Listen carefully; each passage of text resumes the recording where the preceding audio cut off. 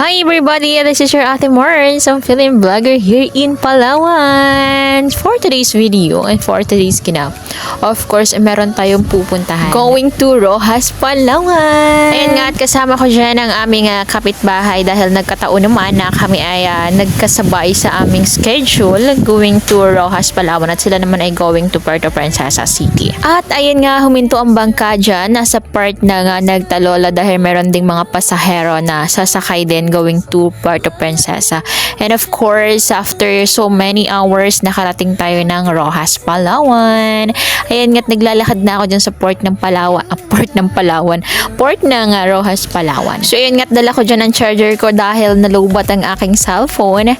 And of course, sobrang babait din ng mga staff dyan sa kanilang port dahil pinayagan nila tayong makicharge ng ating cellphone. By the way, ganyan pala ang view na inyong makikita tuwing umaga sa Roxas, Palawan sa kanilang port. At ayan nga, sobrang ganda ng tanawin. Talagang nakaka-relax ang dagat doon na talagang every morning ay ganyan ang makikita mo. May mga taong namimingwit, maraming taong pumupunta doon sa port nila.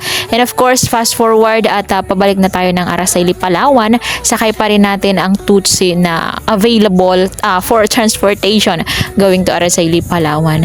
And ayan, sobrang bilis lang ng biyahe natin. Fast forward at nakarating na tayo ng Araceli, Palawan. Ayan nga pala ang port ng Araceli, Palawan. Sobrang ganda rin na talagang ipagmamalaki rin ng mga taga Araceli. So yun lang. Thank you for watching this video. Bye-bye!